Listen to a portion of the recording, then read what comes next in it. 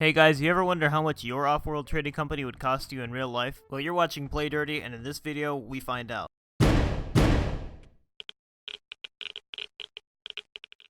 Okay guys, now before we get started, I just want to get a couple of disclaimers out of the way. So for one, this is going to be going over the cost of the materials, the weight cost of the materials, and the cost of going to Mars.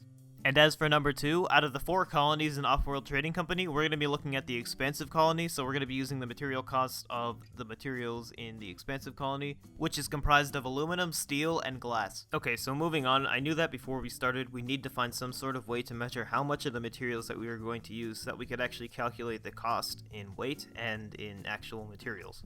So the first thing that we did was we looked at landmarks and tried to see maybe we can find out how many square feet or square miles each landmark was or how big they were, and that didn't work out too well. So then we tried using the hex grid in Offworld Trading Company because it's comprised of multiple hexagons with equal size. So we decided that we would use the hexagons as a scaling reference. And then came the question, well, how can we figure out how big each hexagon is? And to answer that question, we noticed that in the center of the map there were neutral buildings, and each hexagon was comprised of a couple neutral buildings, such as skyscrapers, buildings, and some even held entire cities. And so we decided, well, if we could figure out how big a city was, or get an estimation, then we could figure out approximately how big each hexagon was. And so we found out that the area of an average city in the United States was approximately 35 square miles. So then we said, if this is a colony or a city on Mars, then it's probably going to be a little bit smaller than on Earth since Mars is not so established at that point. So we decided to round it down to about 30 square miles, which also made the estimating easier. So then we figured out that the Expansive colony was 7 hexagons large, and the only thing left to do is figure out what materials it was made of and how much of them. So in Offworld Trading Company, every time you want to upgrade, there's a little menu that shows you how much of each resource you're going to need to upgrade. And for the Expansive colony, on the first upgrade at least, you need about 80 steel, 80 aluminum, and 20 glass. So that's a total of 180 resources needed. So if you look at the percentages, that's about 44% aluminum, 44% steel, and 12% glass. So based on our hexagon scale system, if our Expansive colony is made up of 7 hexagons, and each hexagon is 30 square miles, then our entire Expansive colony has an area of 210 square miles. So if we apply our percentages of each resource to our Expansive colony's area, then we find out that we have about 92.4 square miles of aluminum, 92.4 square miles of steel, and 25.2 square miles of glass. So now we just had to calculate the cost of our resources, and to do that for metals, all we had to do was know the weight, and then we could find the cost per weight, and for the glass we could just keep it in square miles or convert it to square feet so that we could figure out how much it would cost per square foot of laminated glass. So for steel, we figured out that if we used a steel plate thickness of 1 inch, our pounds per square inch would be 0.2836, and if we used an aluminum plate thickness of 0.5 inches, our pounds per square foot would be 7.06. And as for the glass, 2.52 square miles is 702,535,680 square feet. So now if we apply the values for our steel and our aluminum to get the pounds, we have 105,198,254,751 pounds of steel, and we have 18,186,306,969 pounds of aluminum. So then we figured out our approximate price per pound for aluminum was 35 cents, and for steel it was 3 cents, and as for glass we had $117 per square foot. So if we applied those prices, for aluminum we had $36,819,405,140. For steel we had $3,155,949,012, and for glass we had $82,196,674,560, which resulted in a total material cost of $122,172,028,712. So now we just wanted to figure out our material weight cost, and to do that we used our old values of pounds per square foot and pounds per square inch for aluminum and steel respectively, and for glass we had 13.11 pounds per square foot. So if we add all of our weight values up, we find out that we have 132,594,804,486 total pounds. So the next part of this is a little inaccurate. What we did is looked at some rockets that would launch into Earth orbit. However, obviously you cannot find one that's going to launch into Mars orbit, which is definitely going to be more pricey, but we went and used the weight values for the Atlas 5401 to Earth orbit.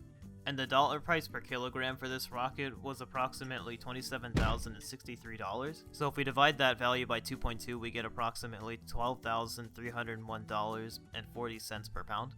So if we multiply that by our total material weight, we get approximately 1,631,101,727,905,851.80. And as for the last investment in the Offworld Trading Company, we just needed a value for how much it would cost to actually go to Mars. So while it may be inaccurate, we just used the estimated cost for the Mars 1 trip in 2020, and NASA estimates that trip to be about $6 billion.